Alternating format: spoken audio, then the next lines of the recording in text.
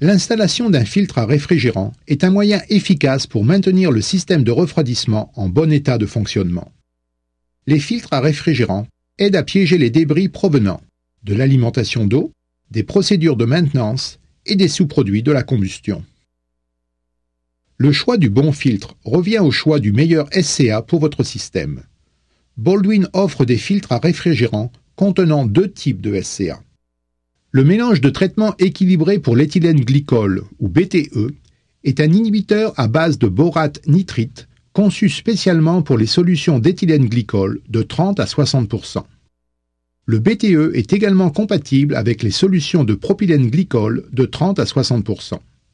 Le BTE assure une protection supérieure contre l'érosion par cavitation, le piquage des chemises, la corrosion, l'entartrage et la formation de mousse.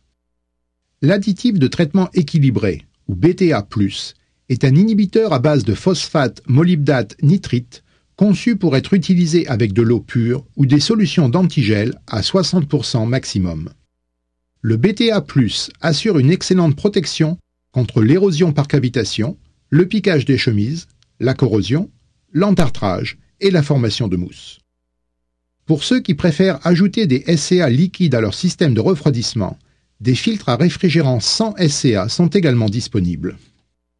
Avec l'augmentation de la demande pour des intervalles de vidange prolongés, Baldwin a introduit des filtres à réfrigérant à libération contrôlée. Avec ces filtres, les additifs ne sont libérés dans le système de refroidissement qu'en présence de chaleur et d'un écoulement du liquide de refroidissement. Les additifs sont libérés de manière uniforme, contrairement aux filtres traditionnels qui libèrent tous les additifs d'un seul coup. Les filtres à réfrigérant à libération contrôlée Baldwin contiennent un média synthétique de capacité élevée conçu pour piéger les contaminants et conserver leur structure sur des intervalles de service d'1 an, 240 000 km ou 4000 heures de service. Pour mieux comprendre comment fonctionne un filtre à réfrigérant, examinons les composants d'un filtre vissable typique contenant des produits chimiques. Les principaux composants sont une embase, un capuchon inférieur avec un orifice de contrôle du débit, un tube central, le média filtrant, des granulés de SCA, un capuchon supérieur, un ressort de compression et le boîtier. Les filtres à réfrigérant vissables sans produits chimiques ne contiennent pas de granulés de SCA.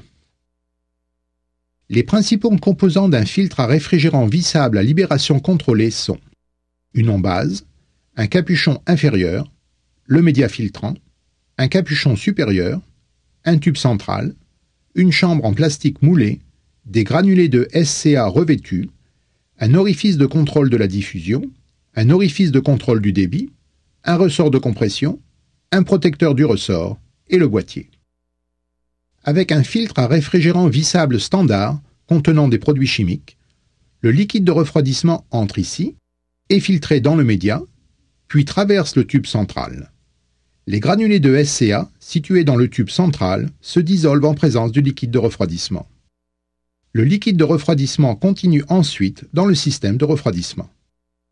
Avec un filtre à réfrigérant vissable à libération contrôlée, le liquide de refroidissement entre par les trous d'admission de l'embase, la majeure partie du liquide de refroidissement traverse le média filtrant, une partie du liquide de refroidissement entre par l'orifice de contrôle de la diffusion, les SCA sont libérés à travers l'orifice de contrôle de la diffusion à un taux contrôlé.